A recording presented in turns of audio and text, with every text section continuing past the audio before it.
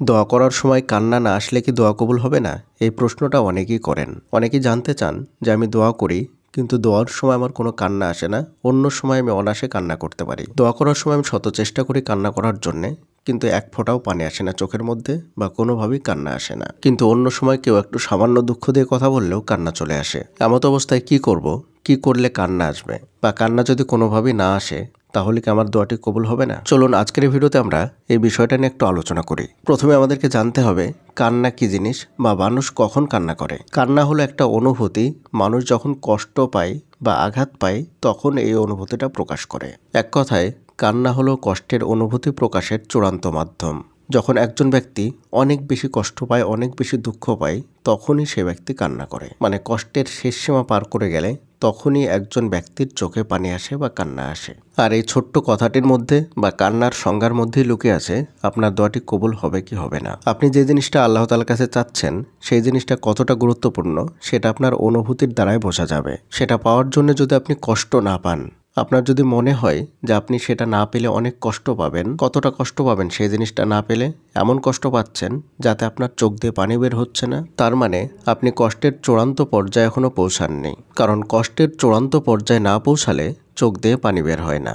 একজন ব্যক্তি তখনই কান্না করে যখন সে আর কষ্ট সহ্য করতে পারে না, অসহ্য কষ্ট, অসহ্য যন্ত্রণা, তখন বুক ফেটে চোখ দিয়ে পানি বের হয়ে আসে। কিন্তু আপনি যেটার জন্য দোয়া করছেন, যেটা আপনার প্রয়োজন মনে করে আল্লাহর কাছে চাইছেন দোয়ার মাধ্যমে, সেটার জন্য কি আপনি এতটা কষ্ট পাচ্ছেন না যতটা কষ্ট পেলে চোখ দিয়ে পানি বের হয়?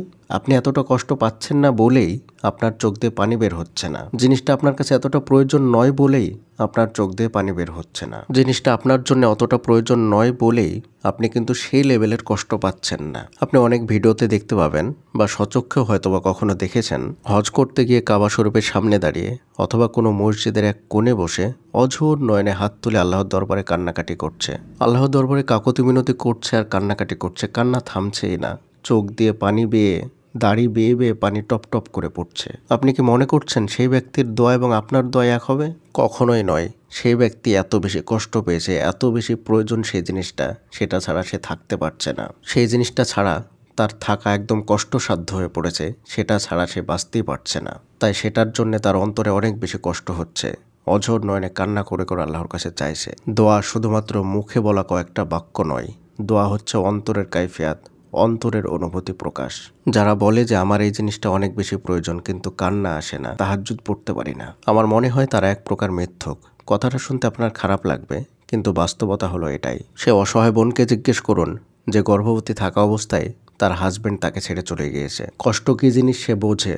যখনই সে দোয়া করে তখনই তার চোখ দুটো ভিজে যায়। যখনই সে আল্লাহর দরবারে হাত তোলে তখন তার মুখ দিয়ে কথা বের হয় না কান্নার জন্যে। কথা বারবার আটকে যায়, বলতে যায় কিন্তু মুখ দিয়ে বলতে পারে না, শুধুমাত্র কান্নার কারণে। সেই ভাইকে জিজ্ঞেস করুন, যেই ভাই ভিটামাটি বিক্রি করে লক্ষ লক্ষ টাকা খরচ করে বিদেশে গিয়েছে, যেই কোম্পানির মাধ্যমে গিয়েছিল, পরবর্তীতে বুঝতে পারলো সেই কোম্পানি তার সঙ্গে ধোঁকা দিয়েছে। সে এখন অসহায়, বিদেশের মাটিতে বসে আছে, দীর্ঘ কয়েক মাস কোনো কাজ পাচ্ছে না। কষ্ট কী জিনিস তাকে জিজ্ঞেস করুন, সে বলে দেবে আপনাকে কষ্ট কী জিনিস। তাকে কান্না করতে হয় না, হাত তোলার সাথে সাথে চোখ দিয়ে অটোমেটিক টপ টপ করে পানি পড়ে। সেই বৃদ্ধ বয়স্ক বাবাকে জিজ্ঞেস করুন, যার মেয়ের বিয়ে হচ্ছে না, মেয়ের বয়স পার হয়ে যাচ্ছে কিন্তু কোনো সম্বন্ধ আসছে না। সেই ব্যক্তি জানে কষ্ট কী জিনিস, তাকে দোয়া করার সময় কান্না করার ভান করতে হয় না, অটোমেটিক কান্না চলে আসে। সেই বেকার যুবকটাকে জিজ্ঞেস করুন কষ্ট কী জিনিস, যার বাবা নেই, মা অসুস্থ, হাসপাতালে ভর্তি আছে, যুবতী বোনের টাকার জন্য বিয়ে দিতে পারছে না, নিজেও বিয়ে করতে পারছে না, বারবার কোম্পানির দরবারে যাচ্ছে আর চক্কর কেটে আসছে, কোথাও কোনো চাকরি পাচ্ছে না, কোথাও কোনো কাজ পাচ্ছে না, একদম বেকার, হাতে টাকা নেই। সেই ব্যক্তি জানে কষ্ট কী জিনিস, প্রয়োজন কী জিনিস।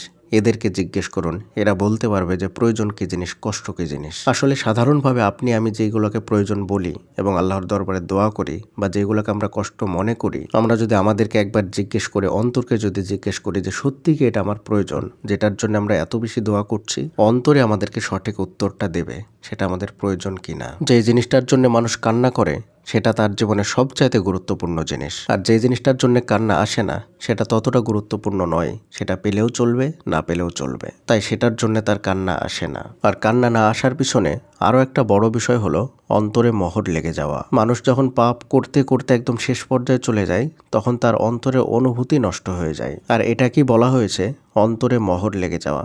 মানে তার অন্তর ব্লক হয়ে যায়। আগে যে কারণগুলো বললাম যে অনেক বেশি প্রয়োজন সেটার জন্য মানুষ কান্না করে, অনেক বেশি কষ্ট পেলে মানুষ কান্না করে। যদি আপনার ক্ষেত্রে বিষয়টা এমন হয় তারপরেও কান্না আসছে না, তাহলে বুঝে নেবেন যে জীবনে অনেক বেশি পাপ করেছেন, অথবা এমন একটা পাপ করেছেন বা এমন কাউকে কষ্ট দিয়েছেন, সেই কষ্টের ফলে আল্লাহ তাআলা আপনার অন্তরে মোহর লাগিয়ে দিয়েছেন। এখন উপায় হচ্ছে আল্লাহর কাছে তওবা করে ফিরে আসা এবং বেশি বেশি ইস্তেগফার করা, আর সঙ্গে সবসময় ভালো আমল করা।